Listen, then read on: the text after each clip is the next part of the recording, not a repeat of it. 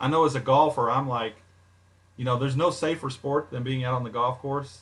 Um, there's no safer place in Lexington except your home. So yeah, you can sort of do some things and be fairly safe. So just curious what the racing, the running world thinks about all this. Yeah, well, there used to be group runs at Johnstown Workshop, but then because of the quarantine, it, we don't have it scheduled anymore. I mean, it used to be Tuesdays and Thursdays at 7 in the evening, but nowadays we don't we don't have a schedule to meet there. I mean, sometimes I meet with friends, but and we run, but it's not an organized Right. set Right. schedule thing. Beaming in? All right, great. We're just getting ready to go. Thank you. Well, we've got five of us today. Dominic Castlin is keying in right now, I think, and I just talked to him on the phone for a quick second. He's coming in right There now. we go. Yep. There he is. All righty.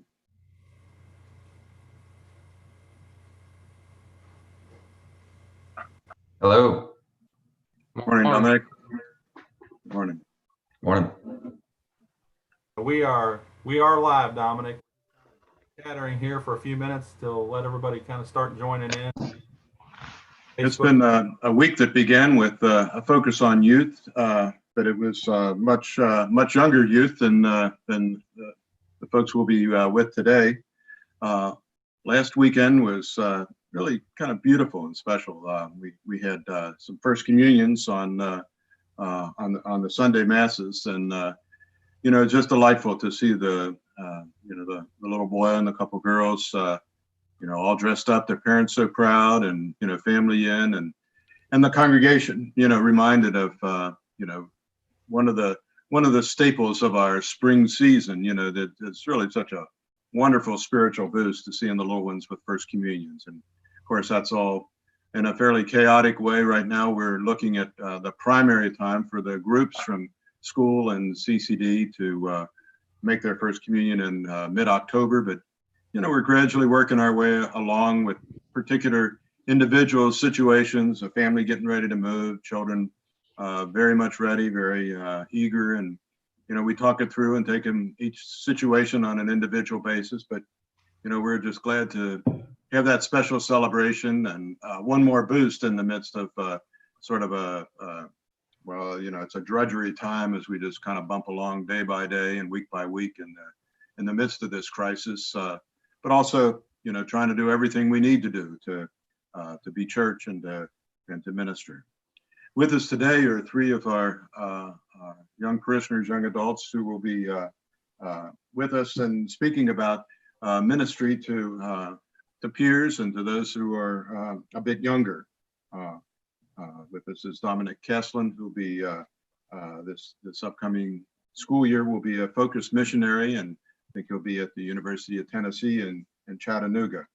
Also, Antonio Marchi is getting ready to be a minister with Vagabond Ministries.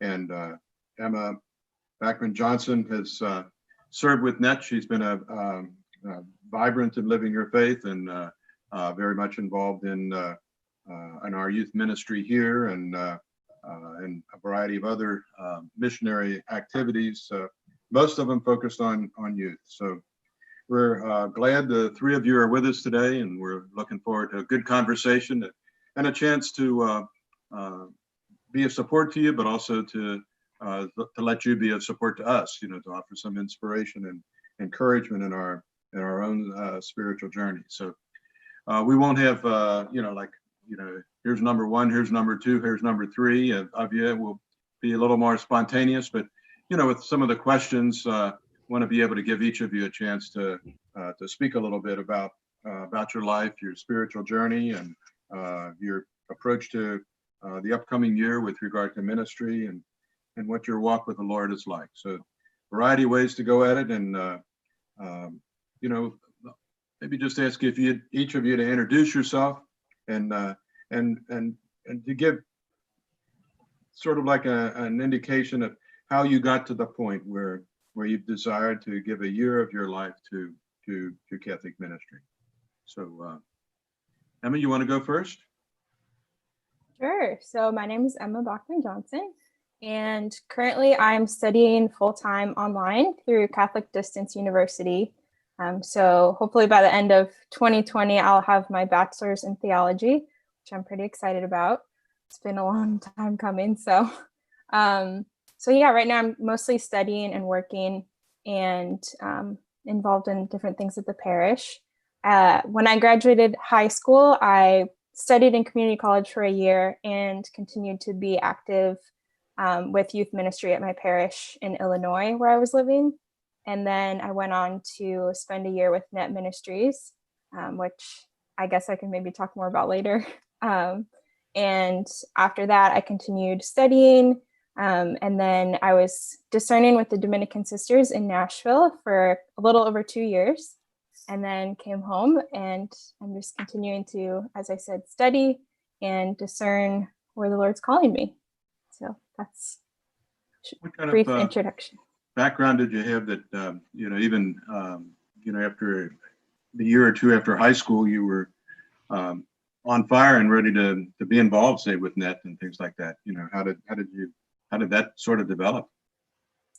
So I actually came into the church in 8th grade. My mom went through RCIA when I was in 6th grade, and we had just moved to Illinois when I was going into 8th grade, and she kind of was like, well, this is my chance to enroll you in delayed sacraments. So I received reconciliation, First Communion, and confirmation between 8th and 9th grade. And the way that the faith was presented to me was just very appealing, and I was really attracted to the truth that the church offers, the fullness of truth, and just how every question that I had could be answered either in the scriptures or in the catechism and church teaching. And that was just profoundly amazing to me and gave me a purpose. And pretty much immediately after being confirmed, I started to go to youth group, and my parish had similar to a core team, they had peer ministry. So people who were in high school actually were helping to lead youth group and give retreats, give talks, plan the evenings each week. So that was something that really ignited my faith and allowed me to become engaged in the service aspect of the faith. Okay, yeah, so quite a story in terms of being with your mom and the inspiration and what happened in the 8th grade and how the spark was ignited in many ways. Great. Well, Antonio, could you speak a little of your journey and how you got to the point where right now you're looking at ministry for a year or so? Yes. So I was I was baptized when I was a baby, Catholic. So I received the First Communion when I was very young, 1999. So that was, I was a kid. I was 10 years old. Then I moved to the United States in the year 2000. And I went to the youth group. I participated at the Casual Action Center making dinner for the poor people. I enjoy doing activities, church activities, learning more about the faith, the Catholic faith, helping people. And then I also like to exercise. I focus on a lifestyle of happiness, holiness, and health.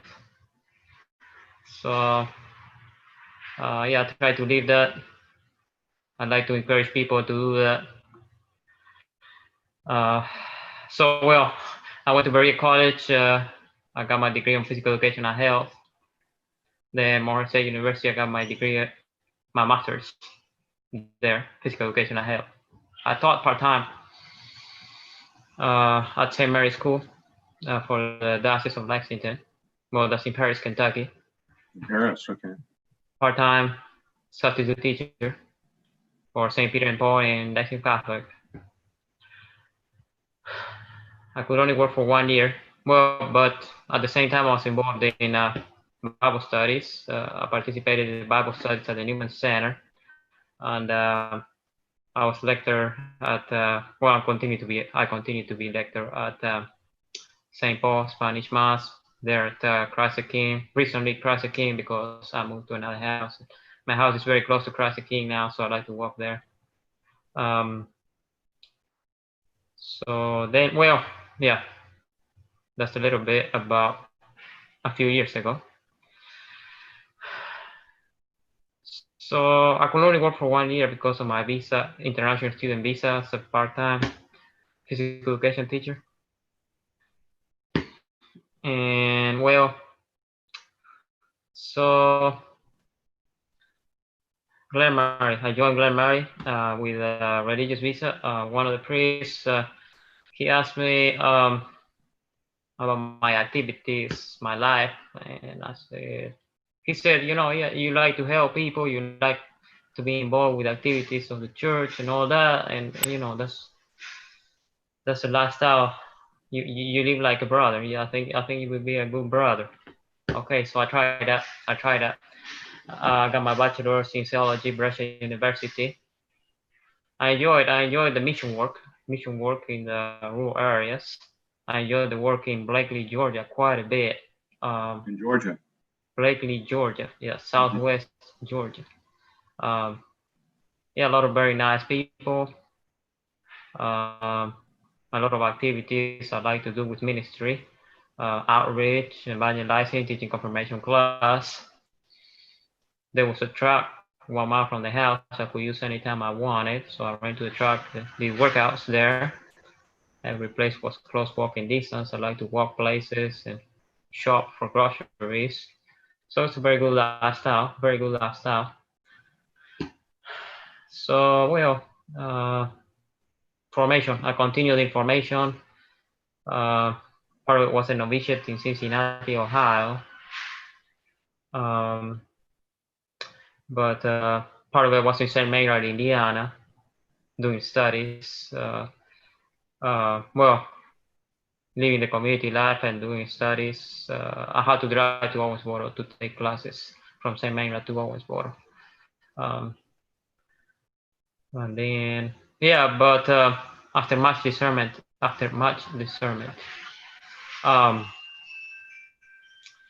think God's called me to be a religious brother, but do mission work as a lay person? Yeah, so that's what Vagabond missioners do. I was living in Pittsburgh. Well, they have 4 big cities where they work in the inner cities: Pittsburgh, Steubenville, Greenville, and Wichita. So the house where I'll be going to for the first year, I need to be fully funded. I hope to continue for a few years, to do that for a few years. I hope to get the green card. My mom petitioned me for the green card. I like Lexington a lot. I have a part-time job at the cafeteria, Mary Queen, but with that job, I cannot renew my visa. But with Vagabond Missioners, I can. I have found happiness everywhere, every place I lived in here in the United States. It's a better place than Argentina. The economy is better. It's a safer place to live. I like this a lot better. And yeah, I made a lot of friends here. So I live a better lifestyle here. So I guess too, the like the idea of working at the Catholic Action Center some, and the idea of working in the inner city of Pittsburgh. There's probably some similarity there of what'll be the people that you'll be with, and you'll have the wonderful asset of being Hispanic and being able to be bilingual and helping people out there. So we'll talk a little bit more about that as we go along. And Dominic, what's kind of brought you to the place where you're at today? Yeah. Well, thanks for having us on, Father Paul, first off. But pretty much, I went to Christ the King for all of elementary and middle school, and then went to Lexington Catholic High School. And for college, I went to Western Kentucky University. And it's very easy in college to fall away from your faith, and that happened to me. So for the next 3 years, I wasn't involved in my faith at all. And it wasn't until my senior year of college I met a missionary who radically invested in me and taught me what a true virtuous friendship was, what an authentic friendship was. And just throughout my last 3 semesters of college, my senior year and then the semester after, he just gradually kept inviting me back into the church, just through all sorts of things. And just through living out an authentic Catholic life. I mean, the guy was only 25, but he had a pregnant wife and a child and was, living a virtuous life for the Lord, living as a full-time missionary. So I was just very attracted to his lifestyle. And, as our friendship progressed, I started to really see the need and the urgency for evangelization on college campuses, especially amongst my friends and some of my fraternity brothers. It was so apparent that this needed to happen that, eventually when this missionary challenged me to apply for Focus to give at least 2 years of my life for full-time mission work on campuses, I accepted. And yeah, it's kind of how I ended up as a missionary with Fellowship of Catholic University Students. I think many of our viewers know of Focus because of the impact they've made at UK's Newman Center also. And many of the Focus missionaries do come to Christ the King a lot of times for the 5:30 daily mass too. So we see their faith around. What do you, Dominic? Once you're into it, what would like a typical week be like as you would be a Focus missionary? Yeah, it's a good question. So it's not a typical 9-to-5 job. I'll be doing campus outreach on campus, being active at the Newman Center in Chattanooga, being present for students wherever they're at, trying to meet them. And once I and my team have been able to meet students and kind of win them over in friendship, we'll start to build them up in their faith through Bible study, studying the catechism, going to daily mass, receiving the sacraments, studying the sacraments, just studying the faith a lot. And then once they're ready, we'll actually ask them to go out to their friends and to the people that they know on campus to share the gospel. We'll ask them to start their own Bible study groups. We'll ask them to start leading other students in discipleship relationships. So really typical day could look like really anything, working from 8 in the morning to leading a Bible study at 9:30 at night, just whenever students can do it. Yeah. And my sense is there's usually a team of Focus missionaries at a particular university. What's the plan at Tennessee, Chattanooga? Yes, we've got 2 male, 2 female. Amanda, Julia, Shannon, he's my male teammate, and I will be living and working there together, working as a team. Okay. So do you all have like community building stuff or stuff that happens for you as a team, just specifically as you go day by day through things? Yeah, Chattanooga has a Newman Center there, which is fantastic. We'll work very closely with them. We can do events there and just be really involved there. Inviting students to daily mass is a huge thing that we'll be able to do every single day. So I'm super excited about that. And yeah, it's just gearing up to look like a great year. What kind of training and preparation has been involved, or what are you in right now getting ready for it? Because I guess it begins fall or something like that, huh? Yeah, I'm actually going to move into campus the Sunday after next. And then once classes start in August, we'll be hitting it full force, but we'll be continuing to do a training until then. Focus has a really great training in just teaching us how to pray, to grow in holiness and to grow in virtue and to stay really close to the Lord. It's kind of part of Focus's strategy of having divine intimacy so missionaries can share that with students. And in fact, their training is so well regarded that this year, all of the missionaries received 6 graduate level credit hours from the University of Mary in theology and campus ministry. So it's the first time they've done that, and I was really excited to see that. So it's very rigorous training. Is it being done online now, or is it like, I guess usually is it like seminars where focused missionaries from all over the country come together, or is it individualized and small groups? Yeah, it was supposed to be in person, but because of coronavirus, of course, everything got changed. So we did an online training for a couple weeks, and now I'm in the fundraising season. And then when I go to campus in 2 weeks, then I'll have close to a month before students arrive to finish up the training. I see. Okay. Antonio, what kind of training is involved to be a vagabond minister? To get yourself off mute. There we go.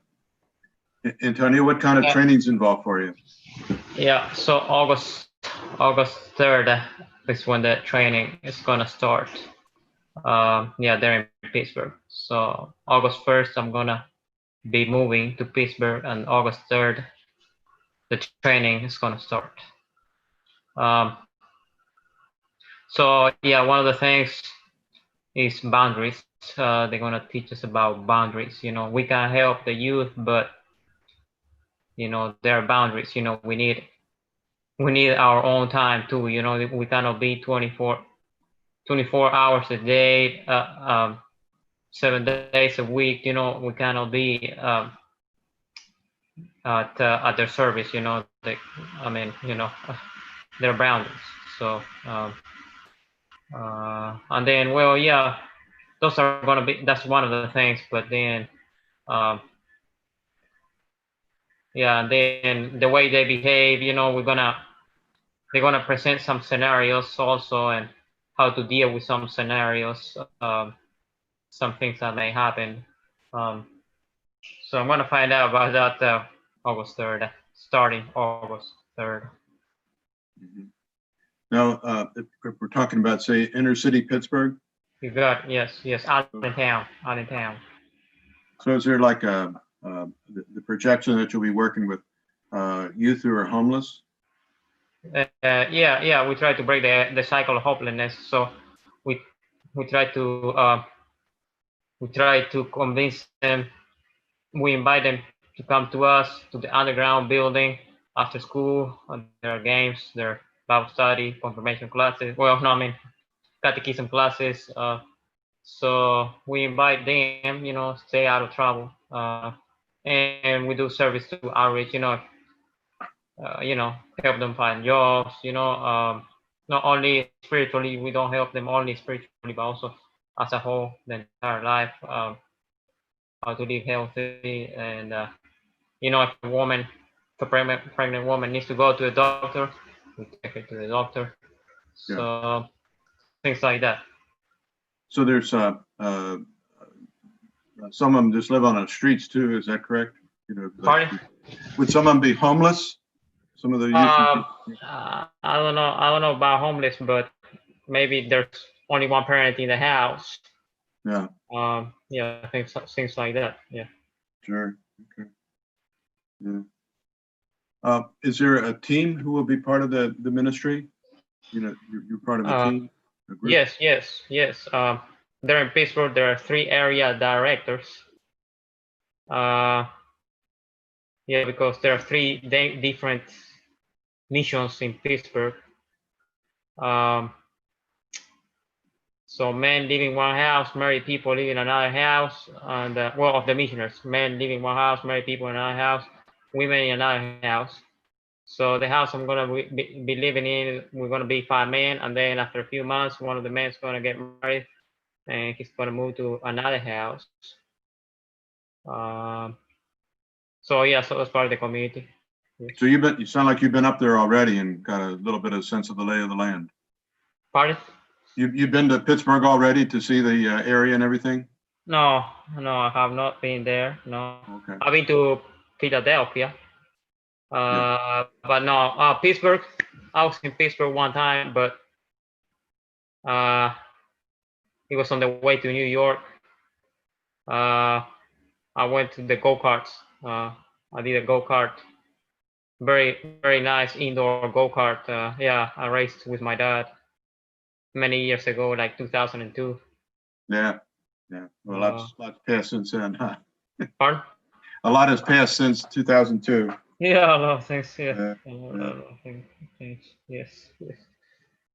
Emma, what's some of the highlights you remember from your year with NET?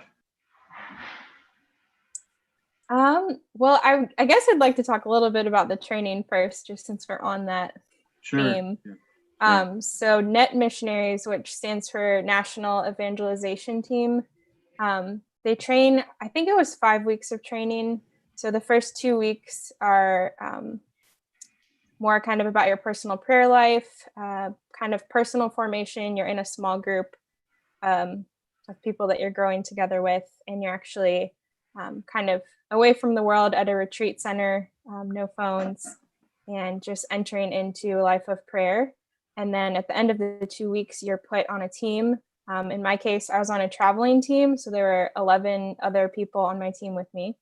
And then once you're on a team, you go back to the Net Center, which is in St. Paul, Minnesota, and you train for 3 weeks, learning how to do ministry, how to give a talk, how to lead a game, how to lead a retreat, how to stay in a host family. So all of those different types of things that are more applicable to the mission being built on the foundation of the life of prayer. So that in itself is a great gift. And a lot of net missionaries say they wish everyone could receive that. And then the more I hear about focus training, I'm like, I wish everybody could receive focus training. But yeah, some highlights from the year. I think it was amazing just to serve with a team of people, to be living in some sort of community and to get to know other people really well, get to know their personality, get to know just what they're passionate about and how you can love them well and how you can I guess resolve conflicts. Is that's one thing you learn on net, how to have difficult conversations with people, either if you've offended them or they have offended you, to actually talk about it. So that was a great opportunity to grow in that community aspect, and then also just being able to see how the Lord changes the lives of young people. So some of the retreats that we would lead, we would have an opportunity at the end for the retreatants, who would be middle school or high school students, to share about their experience of the retreat. And as a team, we're always a little bit nervous when we open that up, because you don't know what they're going to say or if they're going to say anything. And sometimes for a couple minutes, everybody just sits there and looks at each other. But once they start sharing, it's really beautiful to see what they've received, even from like a school day retreat from 8 to 2 maybe, and how they're able to open themselves up to the Lord and to recognize that, you know, everybody has struggles and that the Lord meets them in those difficult moments, and that they have a community of fellow students that are with them, and how they can all journey to the Lord together. So that was definitely a highlight, just seeing some of the ways that the young people were impacted by our ministry. What age range would you tend to minister to? A lot of times you go to schools and CCD programs, youth groups.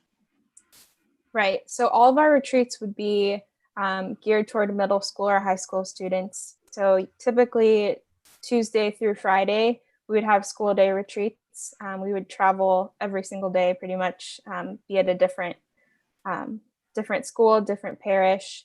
And then sometimes on weekends, we would do a weekend retreat or a confirmation retreat at a parish. Just depended. Sure. And when you did retreats, you know, some of you would do talks and some of you would be involved in like the skits and everything. Right. So our team leaders, we'd have one male and one female team leader.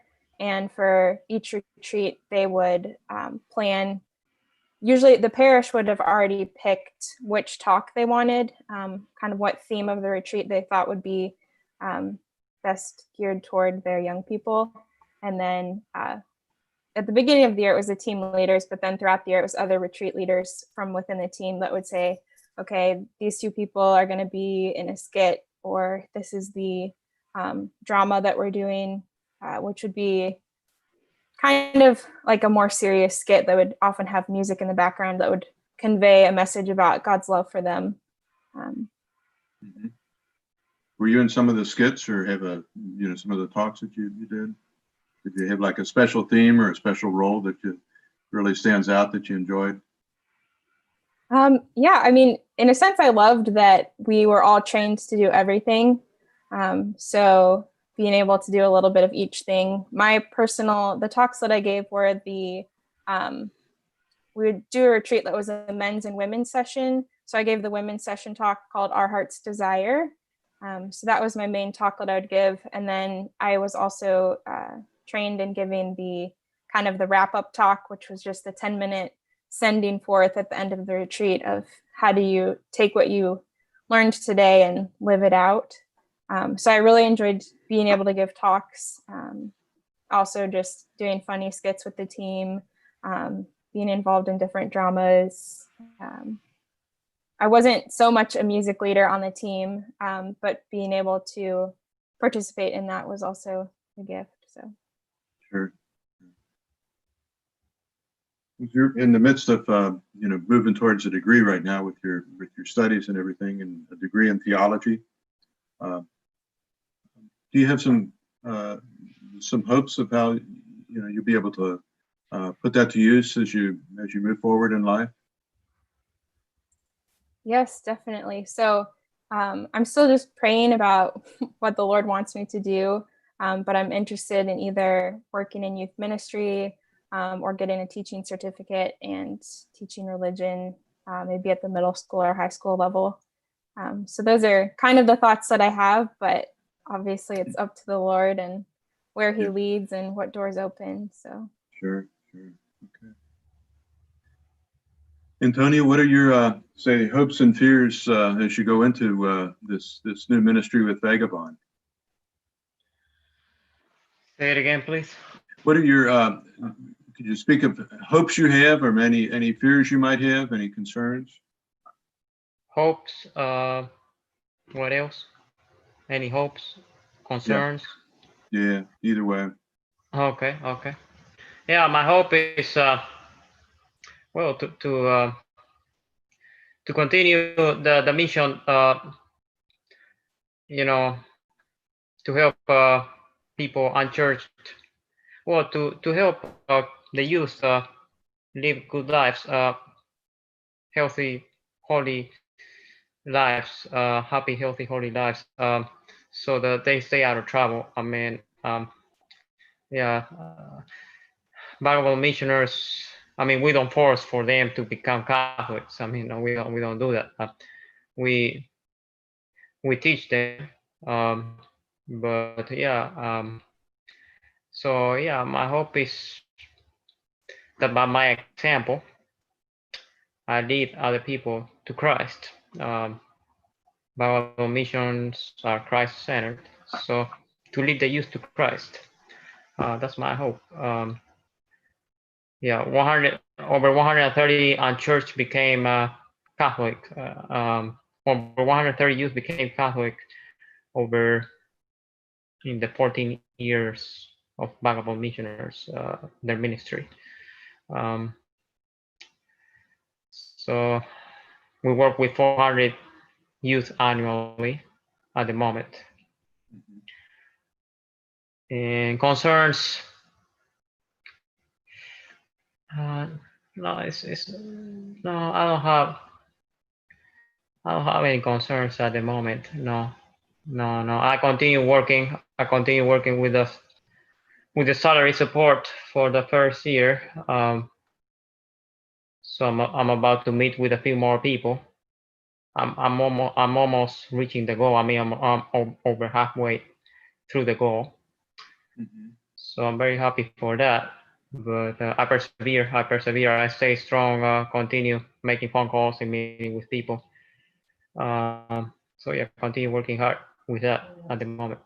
Sure. And this meeting too. Is Vagabond Ministries everybody Catholic, or is it interfaith? Everybody's Catholic. Everybody is Catholic. Yes. It's a Catholic nonprofit organization. Yes. Yeah.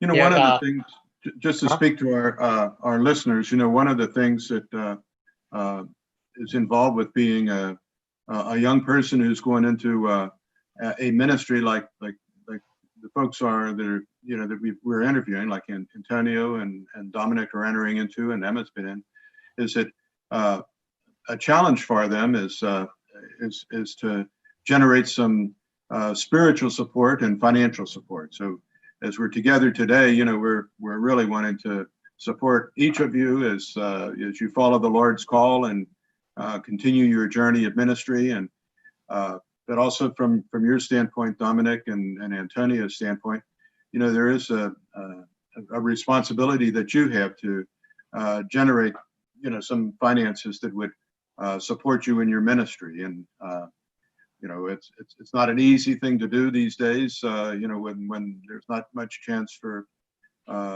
personal contact, on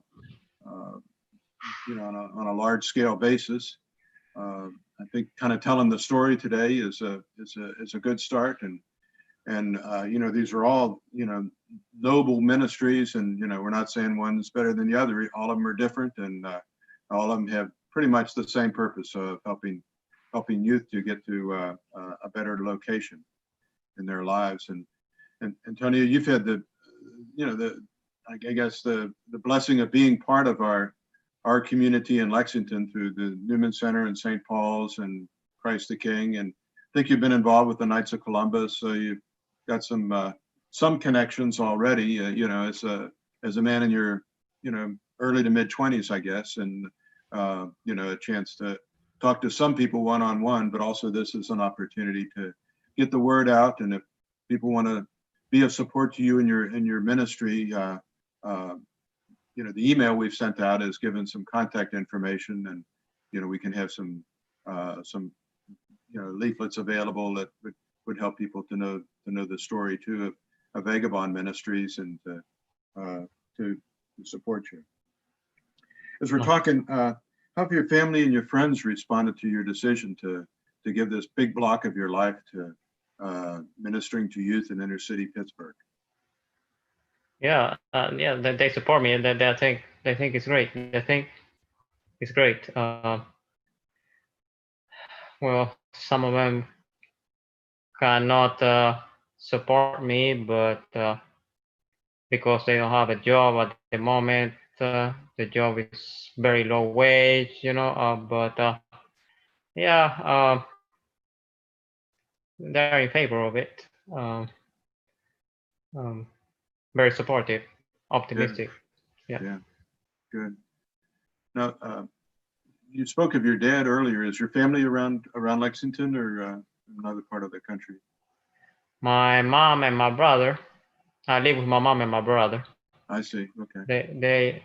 My parents are divorced. I see. Okay. I used to live with my dad up until 2013. They divorced in 2008. But 2013, he moved back to Argentina to take care of my granddad, who had cancer. And well, my granddad died. So well, I'm with my mom. So my dad is in Argentina. So your roots are in Argentina, huh? Yeah. Okay. Yeah, I was born there, but I live here most of my life. Yeah. Lexington. Yeah. So. Well, we're talking. What person who's alive has been an inspiration to you? Somebody on this earth. Can you think of anybody like that?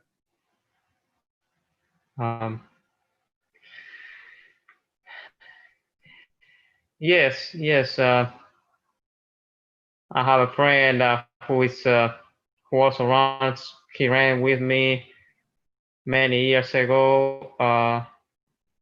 He continues to run also now, but his schedule is a little bit different, and and he's a member of the church, St. Paul Church, and he lives a very good, balanced lifestyle. So, and he supports me too with the ministry.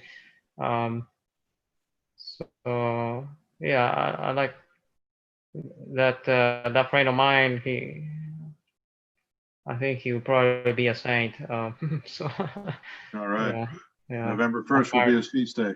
Pardon? November 1st will be his feast day eventually. Oh yes, okay. Your November 1st was November 1st your birthday, or what is November? Feast day. Yeah. All saying that, yeah, okay, yes, yes. Nice. Well, folks, as you're watching, of course, one of the things, that's not focused on, and not that we're all about, but Antonio's a great runner. He's won the Bluegrass 10,000, I think, 3 times, and Yes. very often you'll see him particularly at the 4 times. I won it this year too. It was a virtual race this year. All right. Okay. Well, we won't forget that either. And then we see him a lot at the 5:30 mass as a reader. Okay. Dominic, what hopes and fears as you're getting into focused ministry? Can you speak to that? Yeah, so we kind of touched on, I guess, the big fears. When I made the decision to, give at least 2 years of my life as a full-time missionary, I also made the decision to rely completely on the financial support of other people. So just graduating with a decent amount of student loans, as most students do, it was a big stumbling block for me initially, even applying for Focus. I just thought I couldn't do it because of that. I've come to realize that God's extremely generous, and like you, Antonio, I'm pretty far along my sport raising goal. I think I'm about 70% of the way there. So it's going really well. God's been awesome. He's provided, and yeah, that was just one of my fears. But as for my hopes, if I can touch even one soul for Christ, I'll count my mission as a success, even if it's just mine. And that's what I really like about Focus's training is it's not so much in methods of evangelization. It's just growing in holiness and growing in sainthood, and just really trying to set the world on fire by being who God made us to be. So again, you're in the world also of generating some financial support, and again, I think on our email blast and probably in our other literature, there'll be references of how to reach you or how to get donations your way, and there'll be some literature I think we'll have available in the Heman Hall area of church, where people can see that too. But again, it's like a lot of people, we money's always a fear.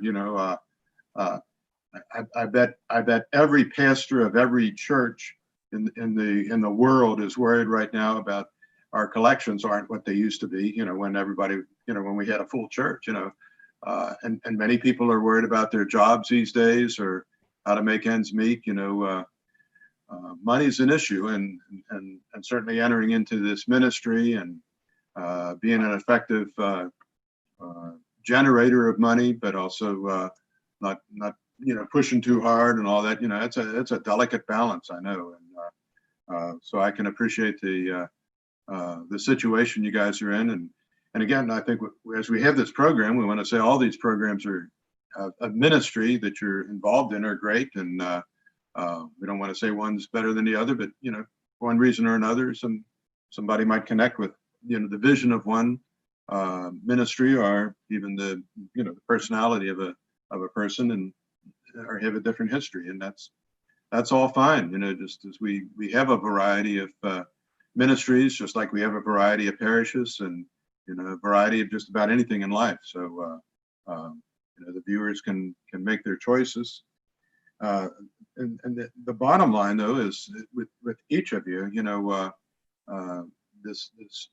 this idea of ministry, and and it's striking too that I guess there's something we go through in life too that we wonder if we're worthy. I was struck just in my reading last night from America Magazine. There was an article in there about folks who've been in the seminary and in preparation for religious life, and really the focus was on those who were discerning about professional religious life as a consecrated person, whether a nun or a brother or a priest, and then they decided not to do that, but they also decided to stay in ministry, to do something ministerial, to give of themselves and to help the church. And I think in all of your cases, we're talking about an entrance into lay ministry, and and trusting that that'll be the groundwork for really living your faith and the groundwork for just a life of joy as a person who's a disciple. Dominic, how's your family, and your friends, say from college, how have they responded to you, especially this turn that you took in your senior year and your catching fire and your readiness now to be a focused missionary? How's that played? How's been the response on all that? Oh, I've gotten a ton of support from my family and friends. I mean, it's been awesome. Even if, just like Antonio was saying, even if people can't support financially right now, just having people listen to my testimony, listen to my mission, and to be praying for me, and to be wanting to stay in touch with what I'm doing and be part of the mission in whatever way they can has been awesome. And so I've been very blessed in that way. Good. All right. Well, I'd ask you the same question I asked Antonio. The living people on this earth are somebody who has been living in your time. Can you speak of anybody who's been an inspiration and how they've, sort of touched your life or, been part of the journey that's taken place for you? Yeah, there have been a lot of people. Obviously, my family has been a huge one, my parents, but I think the biggest one was Quinn Cowan. He was that missionary that radically invested in me my senior year, and he was such an influence on me that once he moved out, went back to Nashville to work at Belmont University, I got a couple roommates and we moved into his house just because, I mean, he was such a holy guy. It seemed like such a holy place. So I actually live in the room that his son Samuel lived in when he was here. And yeah, I stay in touch with Quinn to this day, and he still holds me accountable and is still pushing me to a higher level of holiness. Wow. Well, it's interesting as you speak of holiness. I think that's sometimes a misunderstood idea. To me, when I think of holiness, I think of somebody who's got it together and who knows who we are and knows who we are in relation to the Lord and in relation to others. And speak a little bit about some of that spiritual growth that's taken place in you, and especially saying your understanding of the sacraments and the Eucharist and prayer. Can you speak to that, Dominic? Yeah, for sure. So I got a great Catholic education throughout my whole life. So I'd kind of known all of these things about what prayer was, the definitions of it, and what the sacraments were, but I never had really applied it in my life and known it in my heart. It was really through my relationship with Quinn that I started to get all this head knowledge moved down to my heart. Really started to understand the Eucharist is not just a thing that we did, but kind of the big thing that we do as Catholics. It is the source and summit of our faith, as the Catechism says. And once truly understood, it's such a beautiful thing. It's maybe the best thing I can do as a missionary is to get a student to go to Mass or to go to adoration, to be with our Lord. As far as prayer, I used to always think prayer was just something you did when you needed something from God. But really, prayer is kind of a state of being with God. And I think now my favorite form of prayer is just to sit in silence with the Eucharist, and to just let God work through me and work in me. And I don't even necessarily have to say anything or try to think about anything. It's just being in the presence of our Lord. And just being in the presence of our Lord constantly is what I think true prayer is. Great.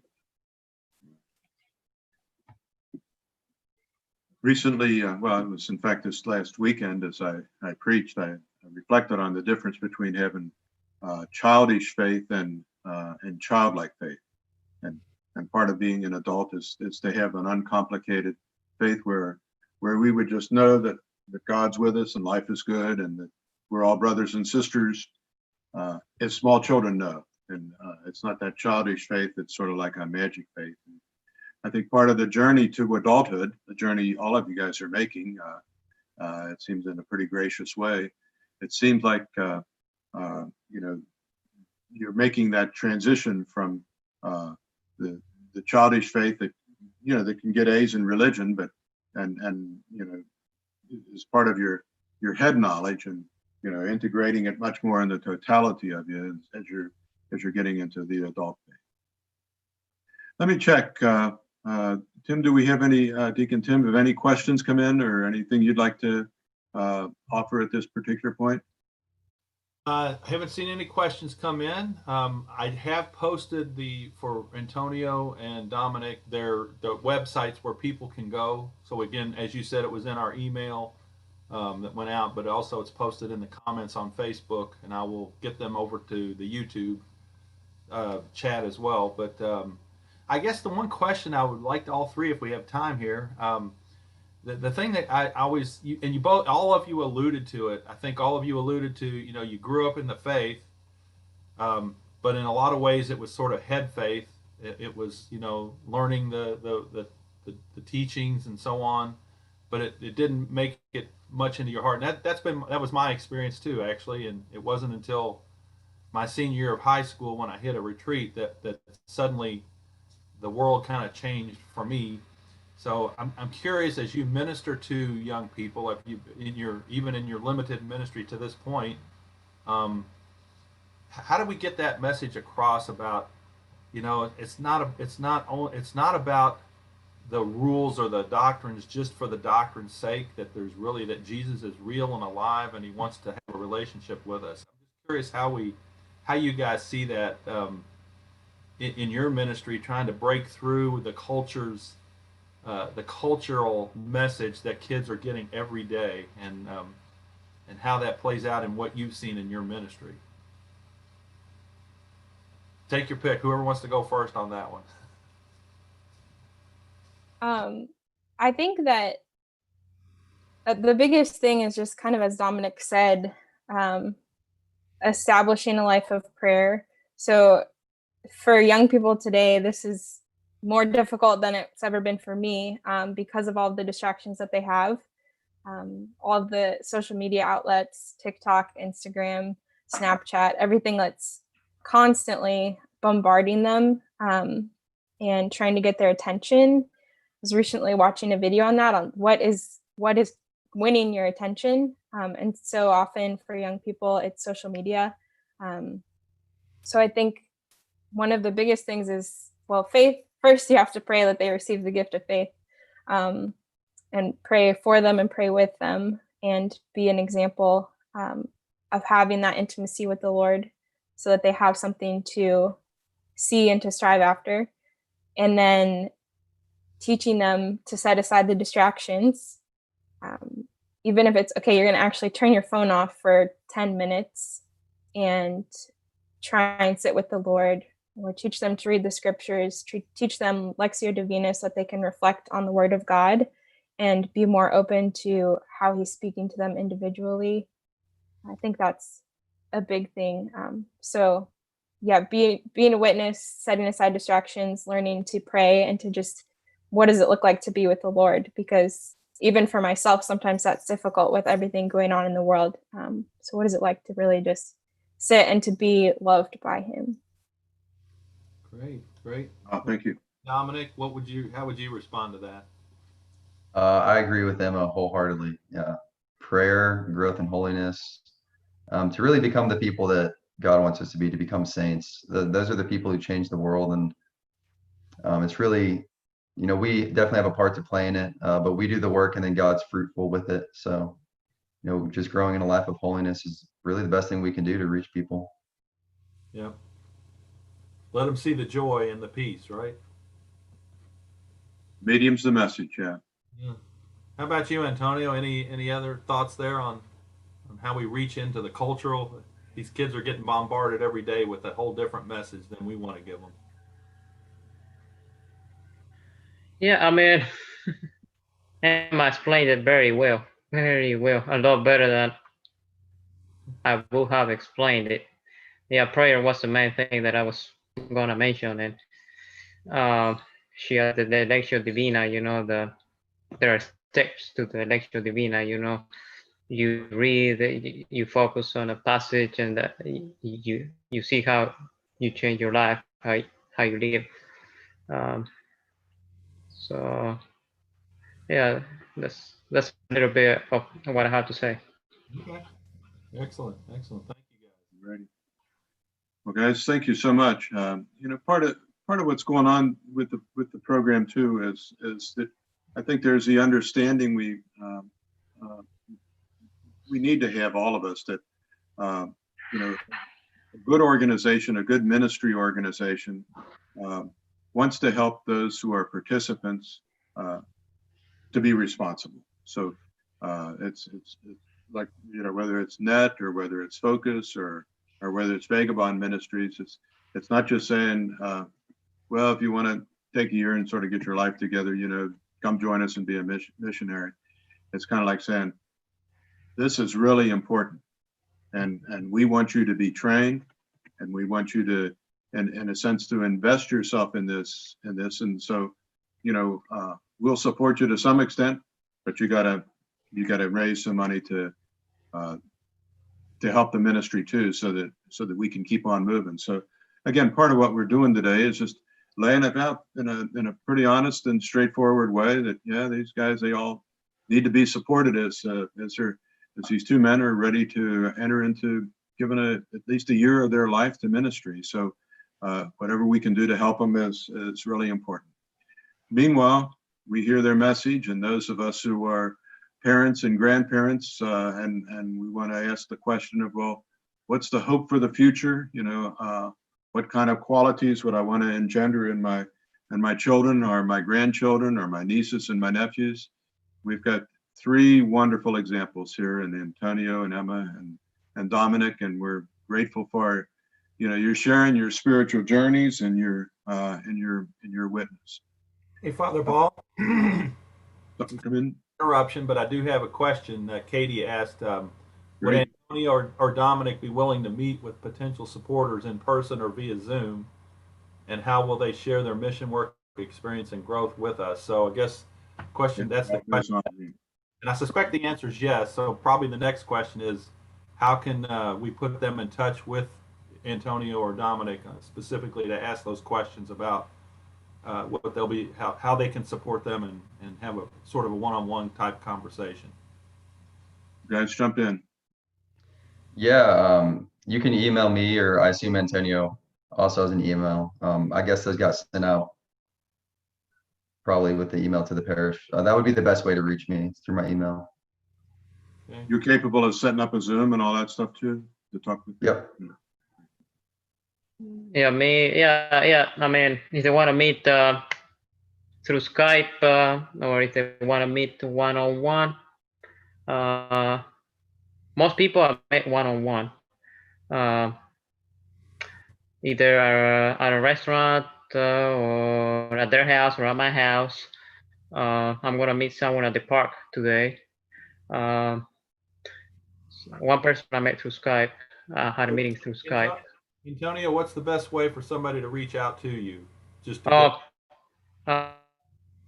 me. Call me so that we arrange a time and date to meet. Yes. Okay. My phone number.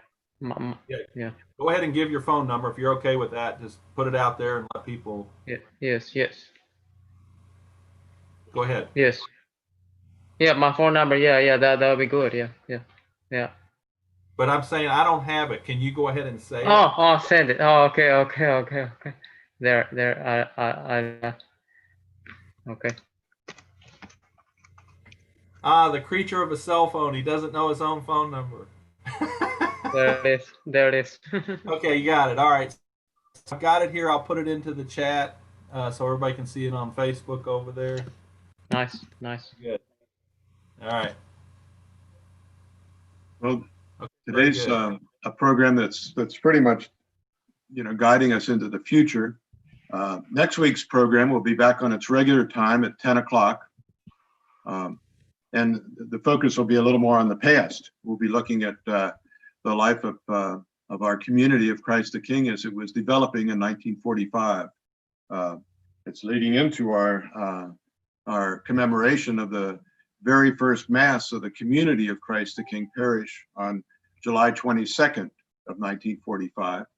And so on July 22nd of 2020, we'll have a special Mass in the evening at 5:30 on that Wednesday. And leading into that, a week beforehand, we'll in this program, we'll be talking with some of the folks who either themselves or family members were part of that that pioneer community. Speaking as a guy who was born in 1946, so anyway, we'll be certainly taking a look back though, and getting in touch with what that spirit was as much as we can, and how that spirit touches us as we move forward in this year 2020. And of course, it's striking that 1945 was the latter days of World War II, and as we're entering July of 2020, in the middle of the month, we have no idea what the course of the present crisis will be for us over the next months or so. But in the midst of it, we've got our church, we've got our parish, we've got our spiritual lives, we've got our community, we've got our relationship with the Lord, we've got our relationships with one another. So again, thank you for providing hope and vitality and your faith as we talk together. And we wish each of you the best as your journey goes on, and look forward to following you and learning how it's going as the months and years go on. And Antonio and Dominic and Emma, thank you for being with us today and sharing, and thank you for your readiness to serve the church as we move forward. As always, Deacon Tim, thanks for guiding us along, and those of you who are viewers out there, thanks for all you're doing. Keep yourselves safe, and we'll move forward. Today's the day we met at 9, because at 10 o'clock I'm supposed to be with a group of priests at Pax Christi Church. There's about 5 of us who get together once a month, and we share faith, we share stories, we enjoy one another. So we're going to be together. As you can imagine, we'll be together in a safe way, in a distanced way, but also together for a bit of prayer and sharing and support to one another as we journey forth as brothers. Again, an important theme is, as I talked with Emma and Dominic and Antonio, was you don't do this ministry all alone. You've got to have a sense of teamwork, a sense of being part of a support community. And no matter how many years we've been at it, we all need that.